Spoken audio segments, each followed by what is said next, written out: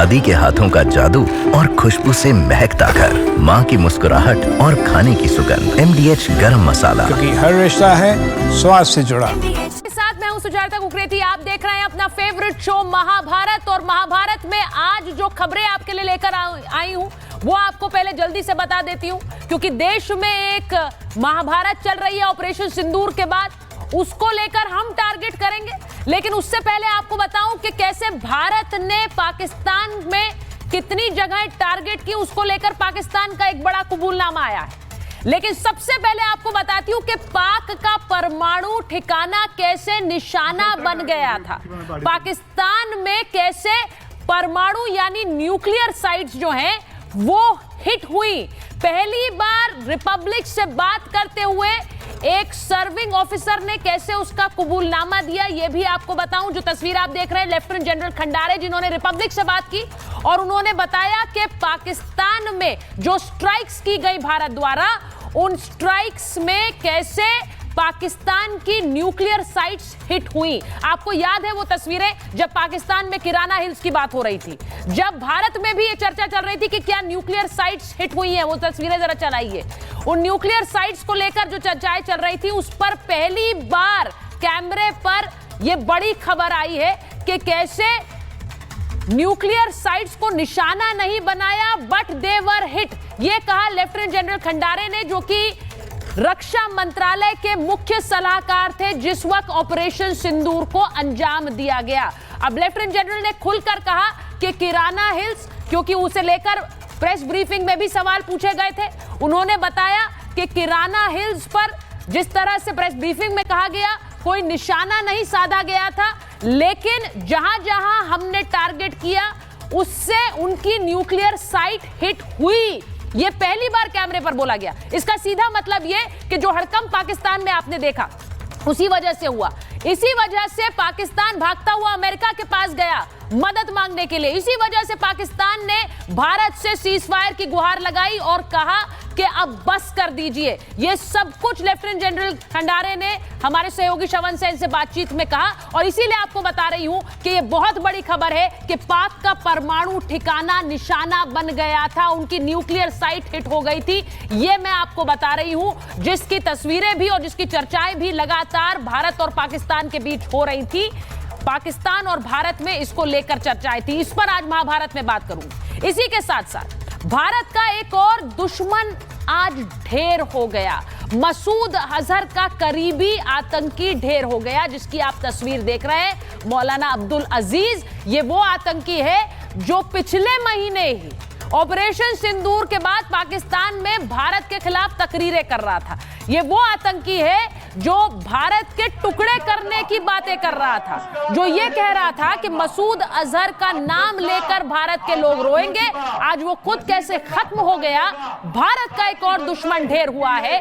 भारत के खिलाफ साजिश करने वाले कैसे एक एक करके ढेर हो रहे हैं, उसकी तस्वीर आपको दिखा रही हूं। जरा आपको जल्दी से बताती हूं हुआ क्या है। हुआ क्या, आतंकी मसूद अजहर का एक और करीबी ढेर हुआ है। जैश कमांडर था अब्दुल अजीज इसार, इसी की मौत हुई है। और बहावलपुर में जो जैश का हेडक्वार्टर है, वहां संदिग्ध परिस्थिति में इसका शव मिला है। इसे कौन मारकर चला गया, इसकी हत्या किसने की, यह नहीं पता, लेकिन बहावलपुर कैंप में ही इस आतंकी को वहां दफनाया गया है, जो कि मारा गया। आतंकी अब्दुल के पास पीओके की जिम्मेदारी थी। अब समझिए कि यह कितना महत्वपूर्ण शिकार था। अब ये मारा गया है और पीओके में जैश के कैंप्स की देखरेख भी यही करता था, उसका नेतृत्व भी यही करता था। अब मसूद अजहर का ये करीबी मारा गया है। गिलगिट बल्टिस्तान में आतंकियों को इसने ट्रेनिंग दी थी, ये भी इसके काम का हिस्सा था। और पीओके के युवाओं को जैश में भर्ती कराया करता था। ये भारत का दुश्मन अब ढेर हो गया है। तो एक एक करके भारत के दुश्मनों की गिनती हो रही है। दूसरी खबर आपको महाभारत में बता रही हूं। तीसरी आपको बताऊं, तीसरी बात यह कि भारत ने मारा ज्यादा और गिना कम है। और यह कोई और नहीं, यह पाकिस्तान कह रहा है। पाकिस्तान ने एक डोजियर तैयार किया, उस डोजियर को उन्होंने अलग अलग देशों को सौंपा और उसमें लिस्ट दी गई उन जगहों की जिन जगहों पर भारत ने पाकिस्तान पर हमला किया है। इनमें पेशावर है, झांग है, हैदराबाद है, गुजरात है, गुजरावाला, बहावलनगर और अटक और छोर भी है। ये वो सारी जगहें हैं जिनके बारे में अभी तक मीडिया में सामने नहीं आया। भारत ने जरूर बताया उन्होंने स्ट्राइक्स कहां की, लेकिन पाकिस्तान बता रहा है हमें तो ज्यादा मार पड़ी है। पाकिस्तान बता रहा है हमें तो हर जगह मार पड़ी। ये वो जगहें हैं जिनके बारे में पाकिस्तान ने जानकारी दी है कि उसे यहां भी भारत की सेना ने पीटा है। अब इसका मतलब क्या है? पाकिस्तान का खुद का कबूलनामा आ रहा है कि उसे जरूरत से ज्यादा मार पड़ी है, लेकिन इसके बावजूद कुछ लोग देश में पूछ रहे हैं क्या हमने मारा, क्या हमने वहां नुकसान पहुंचाया, इसकी डिटेल्स दीजिए। आज इस पर महाभारत कर रही हूं क्योंकि देश के सीडीएस कह रहे हैं कि हमने एक बड़ा ऑपरेशन चंद घंटों के अंदर पूरा कर दिया। देश के सीडीएस कह रहे हैं कि हमने सफलतापूर्वक ऑपरेशन सिंदूर को अंजाम दिया, लेकिन इसके बावजूद देश में कुछ लोग पूछ रहे हैं कि क्या हमने एक सफल ऑपरेशन किया, क्या हमने एक सफल कूटनीतिक कदम उठाया, क्योंकि जो डेलीगेशन गया वो भी एक असफल कदम था। आज इस पर ही महाभारत कर रही हूं। बहुत सारे बयान आए हैं, उन पर बात करूं। पहले एक रिपोर्ट देख लीजिए।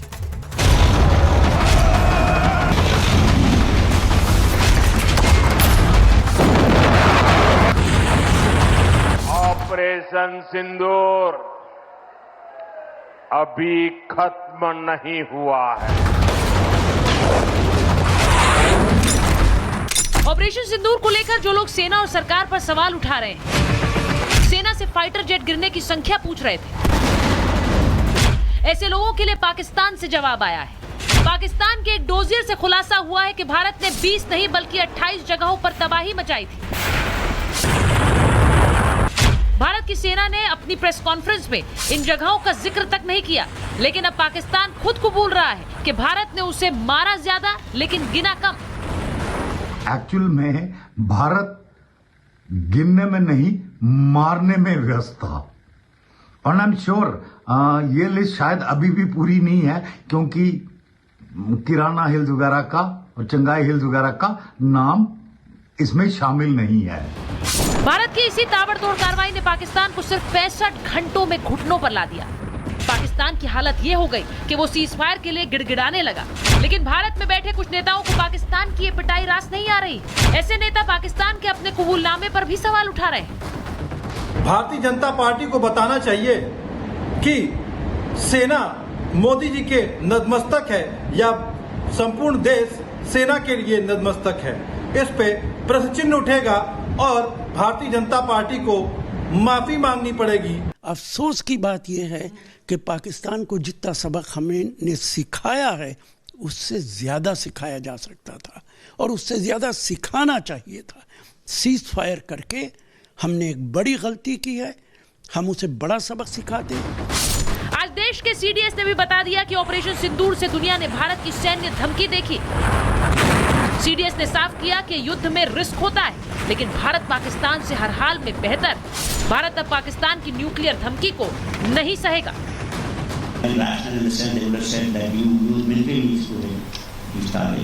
But it was also rational on their part. Operation Vision Thought will continue for 48 hours, folded up in about 8 hours. देश के CDS general Anil Chauhan operation Sindoor को सफल बता रहे हैं।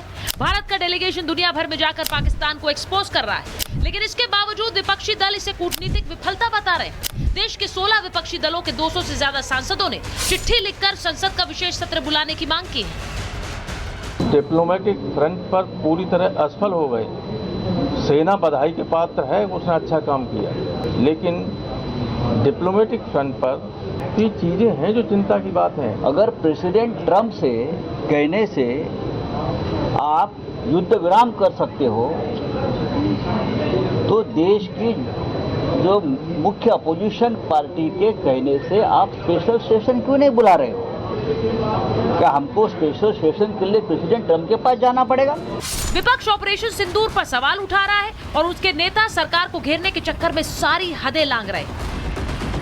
आपको सुनवाते हैं कैसे पंजाब के मुख्यमंत्री भगवंत मान ने ऑपरेशन सिंदूर को लेकर सरकार को घेरते घेरते शर्मनाक बयान दे दिया। संदूर दा जिहड़ा मजाक उड्डिया ਉਹ नहीं देखिया तुसीं भी मतलब ਅਸੀਂ संदूर भी भेजांगे हर घर च थोड़े घरें आऊगा फिर तू ला लेगा, फिर कह देंगे भी हाल है मोदी दे नाम दा संदूर लगा।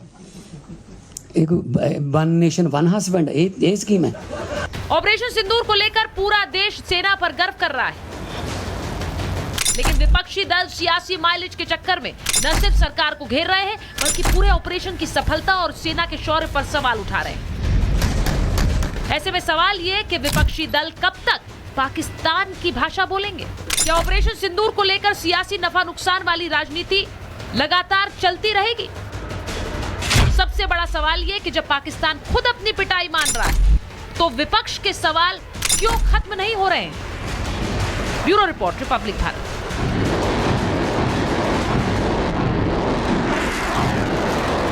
मेरे साथ जो मेहमान जुड़ रहे हैं परिचय आपसे करा देती हूँ। बीजेपी के राष्ट्रीय प्रवक्ता गुरु प्रकाश पासवान जी हमारे साथ जुड़ रहे हैं। हर्षवर्धन त्रिपाठी जी वरिष्ठ पत्रकार हमारे साथ हैं। एम्बेसडर दीपक बोरा हमारे साथ जुड़ रहे हैं। हमारे साथ फराज किदवई साहब हैं, राष्ट्रीय प्रवक्ता हैं समाजवादी पार्टी के। अनमोल पवार जी हैं हमारे साथ, आम आदमी पार्टी के प्रवक्ता हैं। और वरुण पुरोहित जी कांग्रेस के नेता हैं। बहुत बहुत स्वागत आप सभी का। मैं शुरुआत में सबसे पहले एम्बेसडर बोरा आपके पास इसलिए आ रही हूं क्योंकि आज दो बड़ी ऐसी खबरें हैं जिनसे मुझे लगता है कि सीधे सीधे लोग देख भी रहे हैं और ये भी पता चलता है कि हमने कितना पीटा है पाकिस्तान को। एक तो उनका पहला अपना कबूलनामा, वो ये कह रहे हैं कि इतनी जगहों पर हमें मार दिया, जितना हमने नहीं गिनाया उससे ज्यादा उन्होंने गिना दिए। अब ये तो उनका अपना कबूलनामा है कि हमें कितना पीटा है भारत ने। दूसरा, जो लेफ्टिनेंट जनरल खंडारे जिनसे हमारे सहयोगी शवन ने बात की, उन्होंने पहली बार कैमरे पर यह कहा, वो मिनिस्ट्री ऑफ डिफेंस के सलाहकार रहे, मुख्य सलाहकार जिस समय ऑपरेशन सिंदूर हुआ, और उन्होंने कहा कि we did not hit the nuclear sites but they got hit. और इसके बाद कैसे पाकिस्तान भागा है अमेरिका से लेकर भारत से सीजफायर की गुहार लगाने, ये बहुत बड़ी बात है और ये बहुत बड़ा खुलासा भी है।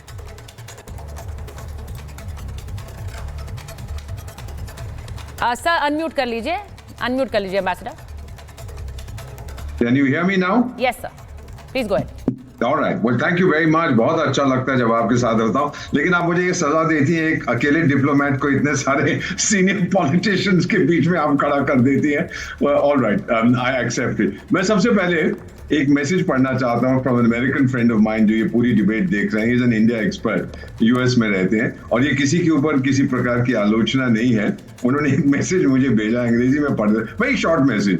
ही said, watching your political debates, your politicians ain't no better than us. तो ये कह रहे हैं कि आपके लोग आपस में भिड़ते रहते हैं सारा वक्त, असली मुद्दे को लोग भूल जाए। ये मैं नहीं कह रहा, एक अमेरिकन मेरे कॉलीग ने कहा। अब आपको बता देता हूँ कि आज जो जनरल साहब ने न्यूक्लियर, एक तो पाकिस्तान ने स्वीकार किया क्योंकि वो भी हल्के हल्के बिट्स एंड ड्रिबल्स में देते हैं क्या पिटाई उनकी हुई है। ये जो न्यूक्लियर का है मैम, ये आप जानती है मुझसे बेहतर कि हर साल 1 जनवरी को हम एक लिस्ट उनको देते हैं, वो एक लिस्ट हमको देते हैं कि ये मेरी सिविल न्यूक्लियर फैसिलिटीज है, इनको मत ठोकना, और हम कहते हैं भाई ये हमारी हैं तो इनसे दूर रहना। लेकिन मेरा मानना है, जो मेरे एक्सपर्ट फ्रेंड्स हैं जो बहुत कुछ जानते हैं, जिन्होंने पूरा एनालाइज किया, वो कहते हैं कि आतंकिस्तान ने झूठ बोलकर कुछ ऐसी जो यूरेनियम को और मजबूत करते हैं, जिसे हम सेंट्रीफ्यूज कहते हैं, उसको एक मिलिट्री बेस में ले गए थे, वहां पे एनरिचमेंट कर रहे थे। और उसके लिए क्योंकि आपको बिजली की आवश्यकता होती है नॉन स्टॉप, अगर बिजली रुक गई तो बहुत समस्या होती है, तो एक सिविल न्यूक्लियर रिएक्टर भी छुपे छुपे वहां पर ले गए थे और उसके जरिए बिजली पैदा कर रहे थे। अब होता क्या है कि हमने तो उनके मिलिट्री बेस को मारा है, उन्होंने हमको बताया नहीं कि यहाँ पर हमारे पास सिविल न्यूक्लियर रिएक्टर भी है और हम यहाँ पे यूरेनियम एनरिचमेंट करें। ये झूठ उनका पकड़ा गया। और मैम, ये जो चेरनोबिल की आप बात करने, बहुत साल हो गए, आपकी उम्र बहुत कम है, मैंने तो देखा, मैं तो पोस्टेड ना, फुकुशिमा जेमो हुआ है, जब रिएक्टर का सिर फटता है तो रेडिएशन बाहर निकलती है, उसको रोकना बड़ा मुश्किल है। और सारी सर्कमस्टेंशियल एविडेंस जो आप ला रहे थे, बोरॉन कार्बाइड, और फिर आप ये ला रहे थे, वो पानी था नहीं वहां पे क्योंकि दोनों तरफ से सुरंग ब्लॉक हो गई थी। अब मेरा मानना है कि वहां पर मैम, ये मेरा मानना है, I hope I am wrong, दिल कहता है कि मैं गलत हूं, लेकिन मेरा मन कहता है कि जो लोगों ने मुझे कहा वो सही है, वहां पे भयंकर रेडिएशन निकलने की संभावना है। इसीलिए पाकिस्तान पूरी तरह से बौखला गया है और अब इधर दौड़ रहा है। तो हमारे जनरल साहब ने यही कहा था कि वी डिड नॉट एंड, हमें पता ही नहीं था कि वहां रखे हैं। जब झूठ बोलोगे कुछ ना कुछ ऐसा हादसा होगा। They got it absolutely right. और अब आप देखते जाएंगे हल्के हल्के।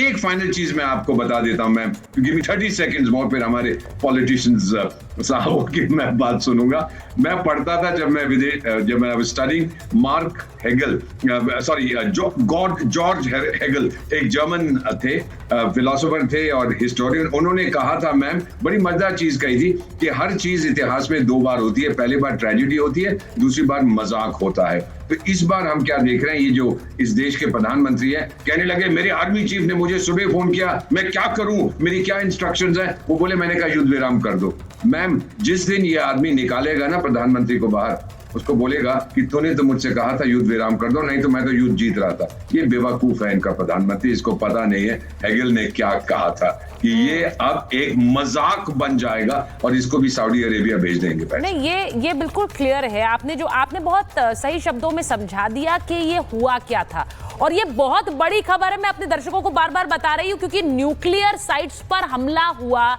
इसे लेकर जब प्रेस ब्रीफिंग्स हुई, पत्रकारों ने सवाल भी पूछे थे। पहली बार जो मिनिस्ट्री ऑफ डिफेंस के मुख्य सलाहकार हैं लेफ्टिनेंट जनरल, उन्होंने ये बात मानी और उन्होंने कहा कि हमने टारगेट नहीं किया, हमने तो निशाना साधा था, but they nuclear sites got hit. अब मैं इसलिए ये बात बता रही हूं क्योंकि पाकिस्तान में इसके बाद एक हड़कंप था जो हमने देखा। अब आज मैं इससे जुड़ी हुई सियासत है उस पर अगर आऊं तो सबसे पहले मैं गुरु प्रकाश जी के पास जा रही हूं, फराज साहब के पास जा रही हूं। मुझे ये बताइए फराज साहब, अभी और कितने सबूत चाहिए ये मानने के लिए कि ऑपरेशन सिंदूर सफल रहा? तो सीडीएस ने कह दिया पाकिस्तान ने 10 मई को ही हार मान ली, उनकी सेना ने हार मान ली, सरकार ने, क्योंकि हमने उन्हें पीटा।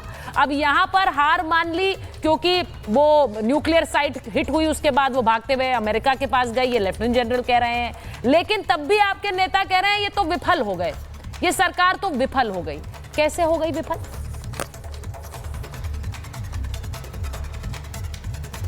सुचारिता जी, जरा मेरे नेता की वो बाइट चला दीजिए जिसमें उन्होंने कहा है कि ऑपरेशन सिंदूर विफल हो गया है। मेरे नेता मतलब इस देश के भावी प्रधानमंत्री आदरणीय अखिलेश यादव जी। जरा चला दीजिए बाइट, मैं भी देख लूं जरा से कि कहां उन्होंने कहा। आपने मेरा सवाल सुना? ऑपरेशन सिंदूर विफल हो गया। मैंने आपने मेरा सवाल सुना? नहीं, फराज जी, आपने मेरा सवाल सुना? मैंने आपसे कहा आपके नेता तब भी कहते हैं कि ये सरकार तो विफल हो गई। मैंने क्या कहा? आपके नेता कहते हैं कि ये सरकार तो विफल हो गई। 2 बार बोला मैंने फराज जी, मैं उम्मीद कर रही हूं आपने सुन लिया होगा। और नेता कौन है आपके? राम गोपाल यादव, जो ये कह रहे हैं। तो मैं आपसे पूछती हूं, राम गोपाल यादव आपके नेता है कि नहीं? देखिए, आपके नेता है कि नहीं? नहीं मानते नेता, सिर्फ अखिलेश जी नेता है तो ठीक है। पहली बात नहीं है नेता हुआ, अखिलेश जी का बयान नहीं है, मैं मान लेती हूं, ठीक है। दूसरी बात, उन्होंने सरकार को असफल कहा इस मामले में। आपको लगता है वो असफल है? ये सवाल मेरा था, जवाब दे दीजिए। मैं जवाब दे रहा हूं। देखिए सुचारिता जी, सबसे पहले तो मुझे बड़ी खुशी है कि आपके चैनल पर अपने इस पड़ोसी को आतंकिस्तान मैं कहता था, और आज हमारे सीनियर जो बैठे हुए हैं वोरा साहब, इन्होंने भी आतंकिस्तान कहा। भारतीय जनता पार्टी के लोग हमेशा उसको पाकिस्तानी बोलते हैं। खैर, उस आतंकिस्तान के लिए हमारी सरकार की तरफ से एक शेर है, सुनिएगा। हमारी सरकार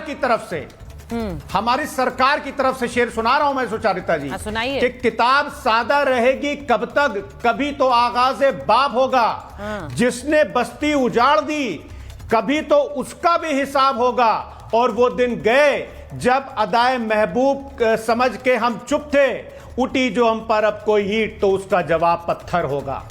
देखिए सुचारिता जी, एक बात समझिए, मैं आपसे पहले भी कह चुका हूं सुचारिता जी, और आज मैं दोहरा रहा हूं उस बात को। हो सकता है आपके दर्शक बोर हो जाएं कि आतंकिस्तान के खिलाफ और आतंकवाद के खिलाफ हमारी पार्टी सरकार के साथ है, आदरणीय नरेंद्र मोदी जी के पीछे है। आई थिंक ये बिल्कुल क्लियर हो गया। अब मैं दूसरी बात कहना चाहता हूं। आप ही के चैनल्स पर भारतीय जनता पार्टी के प्रवक्ता आकर के ये बोलते थे कि साहब ट्रंप साहब के बारे में तमाम तरह की वो बातें करते थे, और ये सच है। मैं पूरी जिम्मेदारी से बोल रहा हूं कि मुझको भी पता चला कि जो भी सीज फायर था या लड़ाई जो रुकी, जो भी भारतीय जनता पार्टी या सरकार कहना चाहे, मैं उसके भी साथ हूं कि जो भी ये टर्म देना चाहे, लेकिन वो पता चला ट्रंप साहब के एक्स पर एक मैसेज के थ्रू। अब मैं एक बात पूछना चाहता हूं, अभी आपने न्यूक्लियर वहां पर जो न्यूक्लियर रिएक्टर्स थे या जो न्यूक्लियर साइट्स थी वहां पर कुछ न्यूक्लियर के रिसने की बात हुई, तो जेडी वांस ने जब फॉक्स न्यूज को 8 मई को एक इंटरव्यू दिया था तो उन्होंने भी तो यही कहा था, लेकिन भारतीय जनता पार्टी मान नहीं रही है। जेडी वांस ने क्या कहा था कि US can encourage the 2 nuclear armed neighbours to de-escalate, यही कहा था ना जेडी वांस ने। और दूसरा उन्होंने स्टेटमेंट दिया था जो कि अपने डोनाल्ड ट्रंप को वो कोट कर रहे थे कि Washington wants the tensions to de-escalate as quickly as possible. तो क्या यह माना जाए कि डोनाल्ड ट्रंप ने इंटरवीन किया था, क्योंकि प्रधानमंत्री जी का अब तक के उस पर कोई स्टेटमेंट नहीं। फराज साहब ने मेरी बात सुनिए। फराज साहब, आप ये सवाल पूछ रहे हैं जो आप पिछले 10 दिन से पूछ रहे हैं। अब वो मैं थोड़ी आगे बढ़ गई हूं डिबेट में, आप शायद वहीं अटके हुए हैं। मैं आपसे पूछ रही हूं, मैंने एक सवाल आपके नेता का पूछा, क्योंकि डिबेट हर दिन बदल रही है, हर दिन बयान आ रहे हैं। आप बार बार ये चाहते हैं कि प्रधानमंत्री जी आए और बताएं कि डोनाल्ड ट्रंप का रोल क्या था। क्या अब ये बताएंगे गुरु प्रकाश जी? क्योंकि आप बार बार यही चाहते हैं कि हर चीज में प्रधानमंत्री का बयान आए। जब सेना के बड़े अधिकारी, वरिष्ठ अधिकारी सीडीएस तक बयान दे रहे हैं ऑपरेशन को लेकर, वो आपको मंजूर नहीं है। मीडिएशन को लेकर आप बार बार सवाल पूछते हैं। मैंने आपसे एक सवाल पूछा था कि आपके नेता सरकार को असफल मान रहे हैं, आप इससे सहमत हैं कि यह सरकार असफल रही है? उसे छोड़कर आपने बाकी चीजें मुझे गिना दी। अब ये सरकार असफल है कि नहीं है, इस कूटनीति को आप असफल कह रहे हैं। क्या आपको एक असफल सरकार भारत में नजर आ रही है, ऑपरेशन सिंदूर को लीड कर रही है? बता रहा हूं। नहीं, आप इस पर अब मैं वापस आऊंगी सर, क्योंकि मुझे और पैनलिस्ट के पास भी जाना है। नहीं फराज साहब, मैं अब वापस आऊंगी। गुरु प्रकाश जी का समय है। नहीं सर, बहुत सारे मेरे पास पैनलिस्ट है ना, हर्षवर्धन जी भी इंतजार कर रहे हैं, मैं वापस आऊंगी। गुरु प्रकाश जी, अब ये पहली बार मानना, आज बार बार विशेष जो विपक्ष के नेता इकट्ठा हुए वो कह रहे हैं आप एक विशेष सत्र बुलाइए, आप हमें बताइए ऑपरेशन सिंदूर में क्या हुआ। अब सीधा सवाल पूछ लेती हूं, क्यों नहीं बुला रहे आप विशेष सत्र? नहीं सुचारिता, देखिए हमें समझने की आवश्यकता है कि हमारे यहाँ लोकतंत्र है, हमारे यहाँ संविधान है, हमारे यहाँ पार्लियामेंट में इंस्टीट्यूशंस होते हैं। Parliamentary standing committee on external affairs, उसके चेयरपर्सन कौन है हम पूछना चाहते हैं। Parliamentary standing committee on external affairs all party member के द्वारा बनाया गया एक संसदीय समिति है। उस संसदीय समिति का मैं जिक्र इसलिए कर रहा हूं कि उस संसदीय समिति को फॉरेन सेक्रेटरी विक्रम मिस्री ने ब्रीफ किया था। विक्रम मिस्री ने ब्रीफ किया था, और मैं ये शब्द आपके शो पे पहले ही बोला, दोबारा बोल रहा हूं, that United states was neither involved nor informed. ना तो उनकी कोई एंगेजमेंट थी, ना उनको कोई जानकारी थी, और इस बात को स्वीकार किया है। किसने स्वीकार किया है? Parliamentary standing committee on external affairs ने, जो कि पार्लियामेंट का इंस्टीट्यूशन है। लगातार आप एक तरफ तो संविधान की बात करते हैं और वहीं संविधान के संस्थानों पे इस प्रकार से प्रश्न चिन्ह खड़ा करते हैं। सुचारिता, ये ठीक नहीं है, पहली बात। दूसरी बात, देश जानता है सुचारिता, इनकी बातों को लोग कितने संवेदनशीलता से लेते हैं। आपको याद है ना, आप ही समाजवादी पार्टी के जिन नेता का आप नाम कोट कर रहे हो, उन्हीं समाजवादी पार्टी के नेता ने हमारे व्योमिका सिंह जी के बारे में क्या बोला था? विंग कमांडर व्योमिका सिंह, जो कि पूरे ऑपरेशन सिंदूर में पूरे देश के सामने प्रेस ब्रीफिंग कर रही थी, उन व्योमिका सिंह के बारे में असंवैधानिक शब्दों का उपयोग इसी रामगोपाल वर्मा जी ने किया था, रामगोपाल यादव जी ने किया था। क्षमा चाहता हूं, इनका क्या हुआ स्पष्टीकरण? कोई सफाई आया क्या? असंवैधानिक शब्द के द्वारा अपमानित किया गया था विंग कमांडर व्योमिका सिंह जी को। तो मुझे ताजुब नहीं होता है, मुझे आश्चर्य नहीं होता सुचारिता। आपको और आपके दर्शकों को बताना चाहता हूं, पहली बार नहीं हो रहा है और ना ही आखिरी बार हो रहा है। ऐसा ही हुआ था 2016 में उरी के सर्जिकल स्ट्राइक की बात। खून की दलाली किसने कहा था, मैं पूछना चाहता हूं आपसे। बालाकोट में एयर स्ट्राइक सबूत किसने मांगा था, हम पूछना चाहते हैं आपसे। और तीसरी बार सुचारिता, सुबह का भूला शाम को घर आ जाए तो उसको भूला नहीं कहते हैं, लेकिन विपक्ष के साथियों को मैं बिन मांगी सलाह देना चाहता हूं। आप लगातार ये सेल्फ गोल कर रहे हैं, आप लगातार ये सेल्फ गोल कर रहे हैं जब आप सेना के शौर्य, सेना के पराक्रम, देश के स्वाभिमान और देश की संप्रभुता पे सवाल खड़ा कर रहे हैं। बहुत दुख और पीड़ा के साथ मैं कह रहा हूं, लेकिन आप भी हमारे देश में रहते हैं, आप भी हमारे साथी हैं, लेकिन बार बार सेना के शौर्य पे, सेना के पराक्रम पे, सेना की वीरता पे सवाल खड़ा करना बंद करिए। क्या हुआ? उन्हें प्रधानमंत्री का बयान चाहिए, वो चाहते हैं प्रधानमंत्री आकर बताएं सब कुछ। ये फराज जी, आपकी बात से तो मुझे यही समझ आता है कि हर चीज प्रधानमंत्री ब्रीफ करे आकर। अब मैं एक बार हर्षवर्धन जी के पास भी जाऊंगी। गुरु प्रकाश जी वापस आ रही हूँ, हर्षवर्धन जी के पास जाऊंगी और अनमोल जी के पास और वरुण जी के पास। एक मिनट जी मैं आ रही हूँ सर। क्या है ना कि समय फिर बाकी लोगों के गुस्सा मुझे मोल लेना पड़ता है कि उन्हें समय नहीं दिया है, वो नहीं करना चाहती सर। एक बार जरा मैं हर्षवर्धन जी के पास और अनमोल जी के पास जाऊंगी, क्योंकि बयान बहुत सारे आए हैं। अभी अभी जब हम बात भी कर रहे हैं उससे थोड़ी देर पहले हर्षवर्धन जी, राहुल गांधी का एक बयान आया है, वो कह रहे हैं कि कांग्रेस ने होती तो कभी सरेंडर नहीं करती, इनको तो सरेंडर करने की आदत है, ये संघ वाले हैं। अब मुझे ये बताइए कि सरेंडर कैसे हुआ, सरेंडर किसे कह रहे हैं राहुल गांधी? मैं अनमोल जी आपके पास आ रही हूं, पहले एक बार जरा मैं वरुण जी से भी पूछूंगी, मुझे बताइए जरा हर्षवर्धन जी, सरेंडर किसे कह रहे हैं? ये कह रहे हैं कि सरेंडर की आदत है संघ वालों को, तो ऑपरेशन सिंदूर में भी सरेंडर कर दिया। देखिए सुचित्रा, मुझे लगता है कि राहुल गांधी वही कर रहे हैं जो सबसे अच्छे से वो कर पाते हैं, एक झूठ बोलना, अफवाह फैलाना, और देश जब पाकिस्तान के साथ सीधे युद्ध की स्थिति में है तो एक निहायत गैर जिम्मेदार विपक्षी नेता की भूमिका अदा करना। पहले सर्जिकल स्ट्राइक के सबूत मांगना, कहना कि ये तो खून की दलाली हो रही है, राजनीतिक लाभ लिया जा रहा है, और अब जब दुनिया ये स्वीकार कर रही है, पाकिस्तान को छोड़ दीजिए, पाकिस्तान तो इतना बुरी तरह से पिटा हुआ है वो छिपा नहीं सकता, उसके तो पूरे जिस्म पर घाव लगे हुए हैं, वो रिस रहा है खून। लेकिन हमारे देश के नेता प्रतिपक्ष क्या चाहते हैं? वो चाहते हैं कि इसको विधानसभा लोकसभा का विशेष सत्र बुलाया जाए, उस विशेष सत्र में प्रामाणिक तौर पर विपक्ष वहां ये बोले कि अरे हम पिट गए। ये वही राहुल गांधी हैं जिन्होंने कहा था कि भारतीय सेनाओं को चीन की सेनाओं ने पीट दिया। ये वही राहुल गांधी है जो विदेश की धरती पर जाकर कहते हैं कि अमेरिका और यूरोपीय यूनियन के देश बेखबर है, हमारे यहाँ लोकतंत्र खत्म हो गया। पता नहीं आत्मसमर्पण वो किसको कहते हैं। और भारत का शौर्य पूरी दुनिया ने देखा। अभी जो रिवॉल्यूशन हुआ है, जो पाकिस्तान की तरफ से बताया गया है, डोजियर जो वो दे रहे हैं कि हम ज्यादा पिटे हैं, वो कम बता रहे हैं, ये एक अलग बात। उससे पहले भी सबको ये पता है, लेकिन राहुल गांधी जो लगातार कर रहे हैं वो देश में, देश के लोगों के मन में एक हीनता का भाव लाने की कोशिश कर रहे हैं। और ये सब हमने तब किया जब दुनिया के बड़े बड़े देश पाकिस्तान को हथियार, आयुध सब सप्लाई कर रहे थे, उसको हमने अपने स्वदेशी हथियारों से ध्वस्त किया है। ये राहुल गांधी को बर्दाश्त नहीं हो रहा है, क्योंकि यूपीए के शासन काल में रक्षा क्षेत्र में कुछ नहीं हुआ। आज हम 25,000 करोड़ का एक्सपोर्ट करते हैं डिफेंस का, ये शायद राहुल गांधी से बर्दाश्त नहीं हो रहा। और मैं फिर कह रहा हूं, आप जब तक राजनीतिक लड़ाई लड़ रहे हैं, नरेंद्र मोदी को आप कहिए, भाजपा को कहिए, संघ को कहिए, लेकिन जब देश लड़ाई लड़ रहा है और तब आप इसको जोड़ते हैं और कहते हैं कि आत्मसमर्पण हो गया, ये सेना का अपमान करना है, देश का अपमान करना है, स्तरहीन व्यवहार है नेता प्रतिपक्ष। मैं आपसे इस बात में सहमत हूं हर्षवर्धन जी, क्योंकि मुझे ये लगता है बार बार, वरुण जी आप लोग मांग सकते हैं, विशेष सत्र की मांग करना आपका अधिकार है, आप चाहते हैं इस पर बात हो, लेकिन बाहर क्या कह रहे हैं, ये सरकार तो सरेंडर कर गई है, तो आप बेसिकली चाहते हैं विशेष सत्र बुलाया जाए और उसमें सरेंडर की कहानी बताई जाए, सरेंडर पर बात हो। ये क्या एक माइलेज स्कोर करने का समय है? राहुल गांधी कह रहे हैं सरेंडर कर चुके हैं, कैसे सरेंडर कर चुके हैं जरा बताना चाहेंगे आप मेरे दर्शकों को? सुचारिता जी, सरेंडर शब्द का उपयोग जो किया गया है ना, उसको मिस इंटरप्रेट बीजेपी 11 साल से एक नैरेटिव क्रिएट कर रही है। कांग्रेस ऐसी, विपक्ष ऐसा, मतलब सवाल पूछना इनको अच्छा नहीं लगता है। जब आप संसद सत्र क्यों नहीं, जब महिला, अच्छा ठीक है, सरेंडर का दूसरा मतलब बता दीजिए जो राहुल जी कहना चाह रहे हैं। वो बाद में पता नहीं कब आएगा। सरेंडर का दूसरा अर्थ, जो दूसरा पर्याय है इसका, जो हम लोग नहीं समझ पाए, जो सिर्फ आप समझ रहे हैं, वो बताइए जरा। जो लोकतंत्र में आपके संसद का नेता संसद से भागे, प्रेस कॉन्फ्रेंस से भागे, विपक्ष के प्रश्नों से भागे, प्रश्न उठाते हैं उनको पाकिस्तानी देशद्रोही कहने लग जाए, ये सरेंडर का अर्थ होता है। आप कैसे अर्थ लगा रहे हो कि नरेंद्र मोदी जी सरेंडर हो गए पाकिस्तान के आगे? कोई प्रधानमंत्री नहीं हो सकता। पिद्दी न पिद्दी का शोरबा, मैं तो पाकिस्तान कहता नहीं, हमारा हिस्सा है, मूल स्थान हमारा है। आपके नेता तो रोज, आपके नेता ने तो शुरुआत से ही ट्वीट यही किया, आप कह रहे हैं कि पाकिस्तान के आगे कैसे सरेंडर हो गए? वो तो शुरुआती उनके ट्वीट्स क्या हैं वरुण जी, मैं पढ़ के बताऊं क्या आपको फिर से?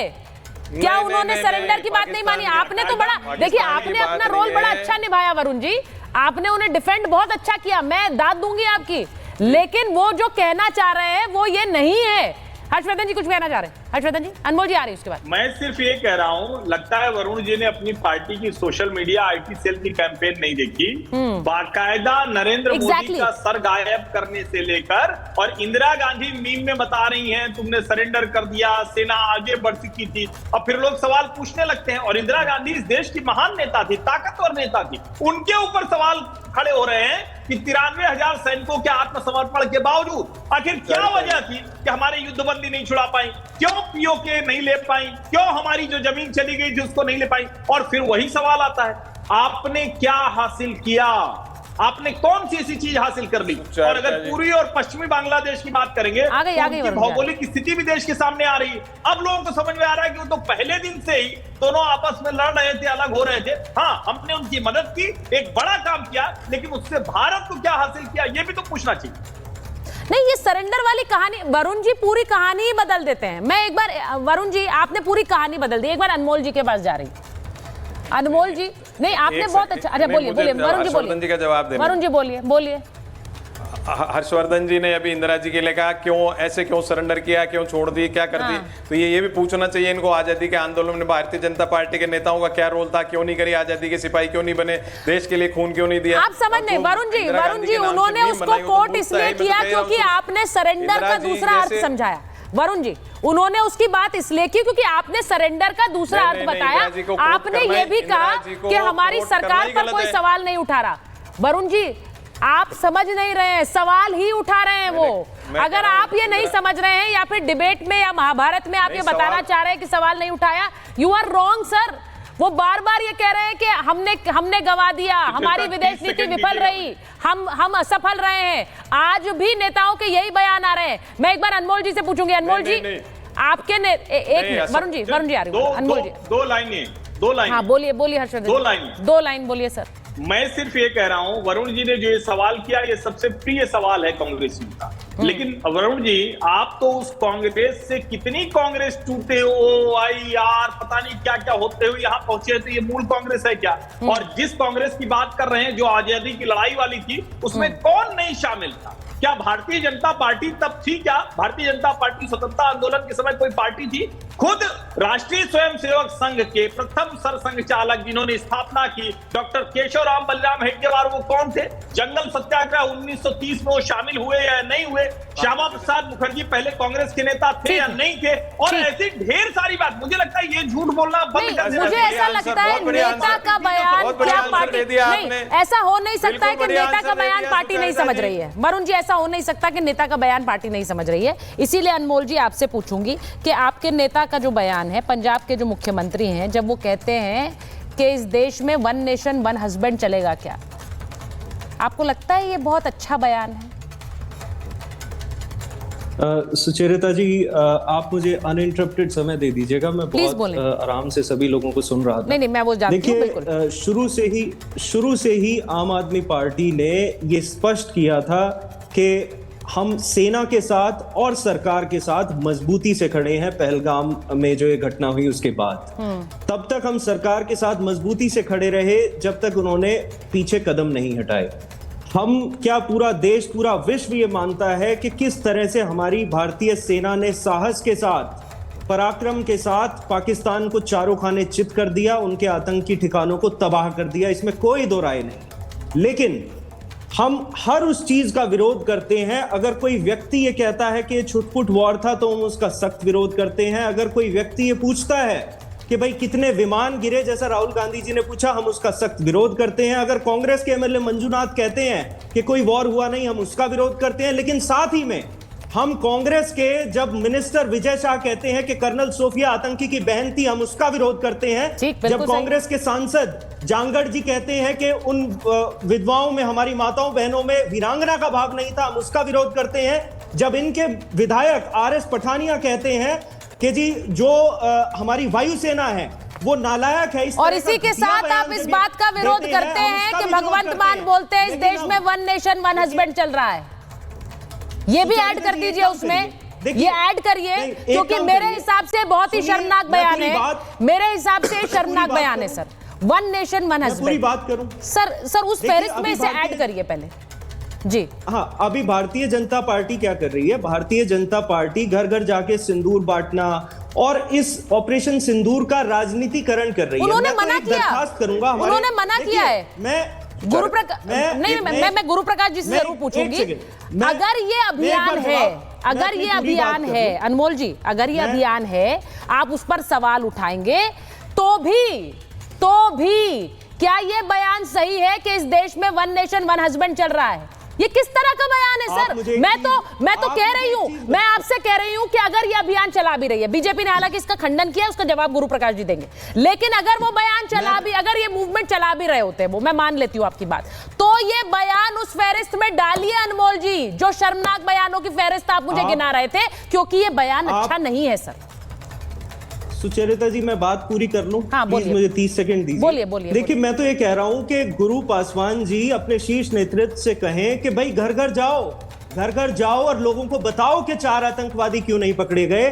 घर घर जाओ और ये बताओ कि इन 4 गद्दारों को, देशद्रोहियों को, जो भारतीय जनता पार्टी में कोई उप मुख्यमंत्री हैं मध्य प्रदेश के, जो घटिया बयान दे रहे हैं सेना के खिलाफ, इन्हें पार्टी से बाहर क्यों नहीं निकाला। घर घर जाओ और ये बताओ कि क्यों अमेरिका के दबाव में सीज फायर जो है आपने कबूल किया। घर घर जाओ और मिसाल पेश करो कि आप जब सवाल उठाते हो और लोगों के ऊपर कि सेना के बारे में ये कहा, आप क्यों बर्खास्त नहीं करते उन 4 नेताओं को अपनी पार्टी से? गुरु पासवान जी, ये बताइए क्यों आप विशेष सत्र नहीं बुलाते?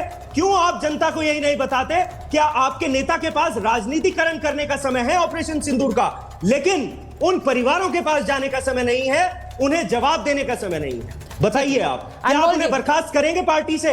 हाँ या ना में जवाब दीजिए। बिल्कुल वाजिब सवाल है अनमोल जी का।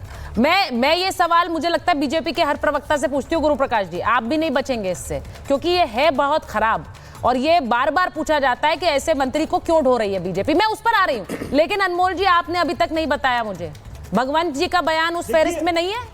शर्मनाक बयानों के फहरिस्त में वो बयान अच्छा है, मतलब जी बयान अच्छा है। आप मुझे एक चीज बताइए, आप एक चीज बताइए ना, कोई अगर किसी शादीशुदा महिला को आके सिंदूर दे तो क्या हमारे धर्म दिया क्या उन्होंने दिया क्या? वो तो वो कह रहे हैं हमने ऐसा कैंपेन चलाया नहीं। पहली बात तो वो कह रहे हैं हमने ऐसा कैंपेन चलाया नहीं। सुनिए मेरी बात। दूसरी बात फिर मैं कह रही हूं, अगर ऐसा कैंपेन है, अगर वो सिंदूर बांट रहे हैं, तो आप ये कहेंगे इस देशन में 1 नेशन 1 हस्बैंड है, मतलब आप सीधे इसको लेकर प्रधानमंत्री पर एक वार कर रहे हैं और बहुत ही बिलो द बेल्ट है सर। ये मुझे कहना चाहिए, बहुत ही बिलो द बेल्ट है, बिल्कुल अच्छा नहीं है, बिल्कुल अच्छा नहीं है। मेरे इतनी बार बोलने पर भी आपने ये नहीं कहा कि बयान अच्छा नहीं है। अब मैं आपका सवाल पूछ लेती हूँ, आपका सवाल गुरु प्रकाश जी से पूछ लेती हूँ। आप इस पर नहीं बोल रहे हैं, ये मैंने देख लिया, आप इसे अवॉइड कर रहे हैं, आप इस पर अवॉइड कर रहे हैं। गुरु प्रकाश जी बताइए भाई, वो बार बार एक ही चीज पूछ रहे हैं, मंत्री को क्यों नहीं हटाते आप? ठीक है, मैं आ रही हूं अनमोल जी, गुरु प्रकाश जी बोल रहे हैं। सुचारिता, मैं 2 चीजें कहना चाहता हूं और बहुत ही ध्यानपूर्वक और जिम्मेदारी के साथ कहना चाहता हूं। अगर आपके मित्र जो यहाँ पैनल में बैठे हैं, हमारे मित्र आम आदमी पार्टी के, साबित कर दें कि बीजेपी ये अभियान चला रही है कि घर घर हम सिंदूर लेकर के जा रहे हैं, तो मैं राजनीति छोड़ दूंगा। अगर वो साबित नहीं कर पाए तो क्या वो राजनीति छोड़ेंगे? पहली बात। आप ये बताइए, हल्की बातें सुचारिता आपके शो पे नहीं करनी चाहिए, जो झूठ। मैं आपके बीच में नहीं बोल रहा था सुचारिता, किसके बीच? अच्छा ठीक है, 1 मिनट उन्हें बोलने दीजिए अनमोल जी, वो बोलना चाह रहे हैं। आपके बीच में किसी ने नहीं बोला था। ठीक है, बोलिए। धन्यवाद। नहीं, सिविल डिबेट हो भैया, सिविल डिबेट हो, ये डिबेट रोज होता है, इतना व्याकुल मत होइए आप। मैं पहली बात मैं कहता हूं कि ऑपरेशन सिंदूर के नाम पे आपने जो कहा कि भाई बीजेपी के कार्यकर्ता घर घर सिंदूर बांटेंगे, यदि आप बात को सिद्ध करते हैं तो मैं सुचारिता के इस लोकप्रिय महाभारत शो में कहता हूं कि मैं राजनीति छोड़ दूंगा। क्या आप छोड़ेंगे अगर आप सिद्ध नहीं कर पाएंगे तो? दूसरी बात, सुचारिता, मैं आपके शो पे कह रहा हूं, कुंवर विजय शाह हो, उनकी बयान का मैं विरोध करता हूं बीजेपी के ऑफिशियल स्पोक्सपर्सन होने के नाते। उन्होंने गलत कहा था। क्या आप इसी आत्मविश्वास के साथ कह सकते हैं भगवंत मान ने गलत कहा था? आप कह सकते हैं कि आपने तो नाम तक नहीं लिया। भगवंत मान देश की करोड़ों महिलाओं का अपमान कर रहे हैं, 1 नेशन 1 हस्बैंड की बात कर रहे हैं। ये उनके चरित्र का परिचय देता है, ये उनके चिंतन का परिचय देता है, ये उनके मानसिकता का परिचय देता है। आपने तो उनका नाम तक नहीं लिया। देखिए, आम आदमी पार्टी का ट्रैक रिकॉर्ड सुचारिता दिल्ली के लोगों ने देखा है, पंजाब के लोगों ने देखा है। इनके नेता लंदन जाते हैं, खालिस्तानियों के साथ साठगांठ करते हैं, जो evidence on record publicly available है। और आज इनके मुंह से राष्ट्र स्वाभिमान की बात सुन करके मैं आश्चर्य हो रहा हूं। आज नहीं कह पाएंगे ये। आप भगवंत जवाब देना नाम लेकर के कहीं क्या विरोध करते हैं? जवाब देना आप कहिए, आप सिद्ध करिए यहाँ पे क्या हम सिंदूर लेकर के जाने वाले हैं। आप नहीं कर पाओगे। अगर मैं आपको जैसा नेता वैसा प्रवक्ता, जैसा नेता वैसा प्रवक्ता, नेता झूठा, प्रवक्ता भड़का झूठा। आप नहीं भाई साहब, आप में तो हिम्मत नहीं है, आप तो कबूल भी नहीं कर पा रहे कि आप उन 4 नेताओं को पार्टी से बर्खास्त करोगे। राष्ट्रवाद का ढिंडोरा पीट रहे हो, निकालो। लो भैया, अब नहीं कहा। भगवंत का नाम लो ना, भगवंत मान का नाम लो ना भैया, आप तो नाम भी नहीं ले रहे हो। कहो गलत कहा उन्होंने, बाहर निकालोगे, कहो गलत कहा, नहीं कह रहे हो आप। कहो ऑपरेशन सिंदूर अनमोल जी देखिए, मैं बड़ी क्लियर हूँ इस बात पे। बीजेपी अपने मंत्री पर एक्शन ले। देखिए अनमोल जी, मैं यहाँ पर गुरु प्रकाश जी कह रहे हैं और आपसे भी कह रही हूँ, ये शर्मनाक जो बयान आए इस पर एक्शन जरूरी है। इसको लेकर हर डिबेट में आपको हंट करेंगे गुरु प्रकाश जी जब तक एक्शन नहीं होगा, ये मैं आपको बता दूं। और दूसरी बात, अगर एक सिटिंग मुख्यमंत्री ऐसा बयान दे रहे हैं अनमोल जी, और उस बयान पर आप एक बार भी ये ना बोल पाए कि बयान शर्मनाक है, तो ये आप सोचिए, आप बोल भी नहीं पा रहे हैं कि बयान नहीं अच्छा है। आपने इतनी फहरिस्त गिना दी। यही होता है, अपने घर की गलतियां नहीं देखी जाती हैं, दूसरे के घर पर ठीकरा फोड़ा जाता है। ये सबका होता है, ये सबका है। दूसरे के बयान गिनाते रहो, अपने भूल जाओ। मैं तो ये पूछना चाह रही हूं फराज जी, जब अब आज ये बात आई है, आप बार बार सीज फायर की बात करते हैं। वरुण जी आ रही हूं, सीज फायर की आप बात बार बार करते हैं। आज जब लेफ्टिनेंट जनरल खंडारे ने रिपब्लिक से बात करते हुए बताया कि हमने टारगेट सेट किए थे, उनमें से एक जगह न्यूक्लियर साइट हिट हो गई, और ये उन्होंने कहा हमने इंटेंड नहीं किया बट इट वाज हिट। और उसके बाद पाकिस्तान में एक हड़कंप मचा, वो भागते हुए अमेरिका के पास गए बचाने की गुहार लगाने, और वो फिर भारत के पास आए सीज फायर की गुहार लगाने। लेफ्टिनेंट जनरल खंडारे की बात को क्या आप मानेंगे? क्या आपको लगता है वो सही बोल रहे हैं?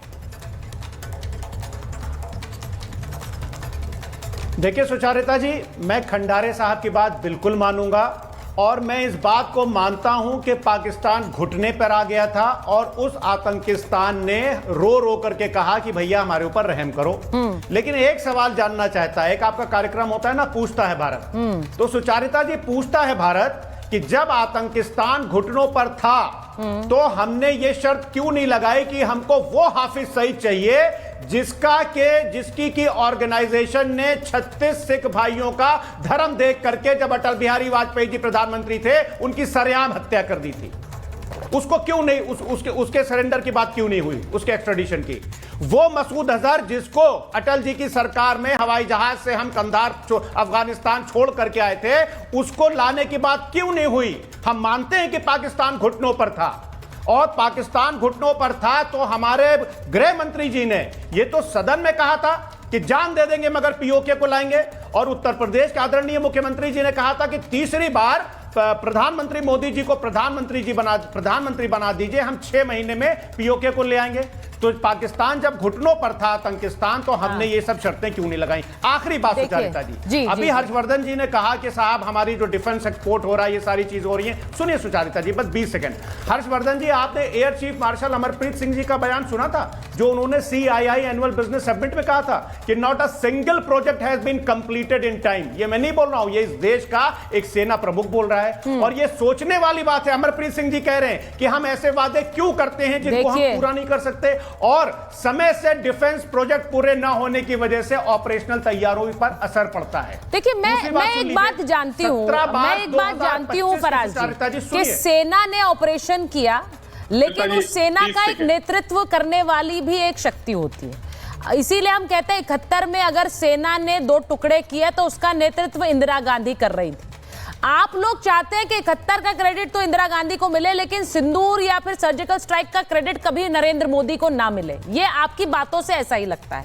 और अगर आपको लगता है वो सरेंडर, अभी भी हर्षवर्धन जी थोड़ी देर पहले राहुल गांधी बोल रहे हैं कि डोनाल्ड ट्रंप ने कहा सरेंडर और प्रधानमंत्री ने सरेंडर कर दिया।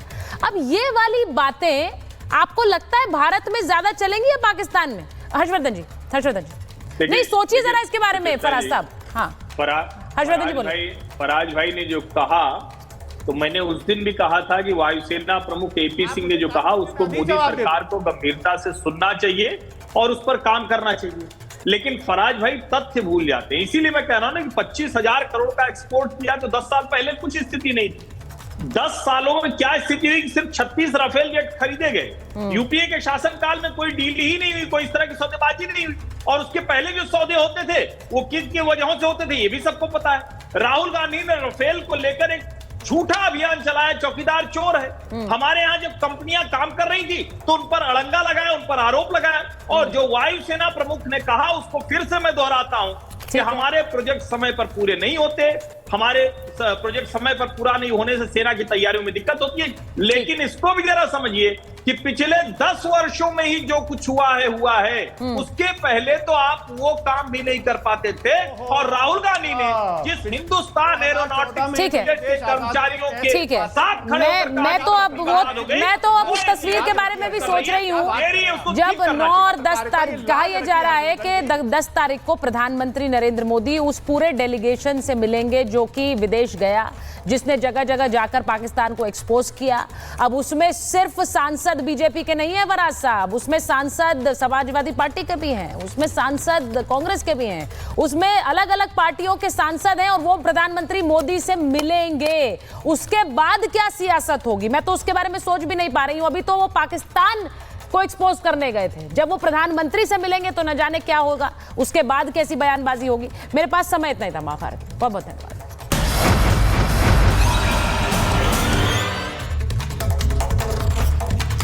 आधे बाउल दही में 4 चम्मच MDH चटनी पुदीना मसाला डाला, स्टर करो, पुदीना चटनी तैयार। MDH चटनी पुदीना मसाला।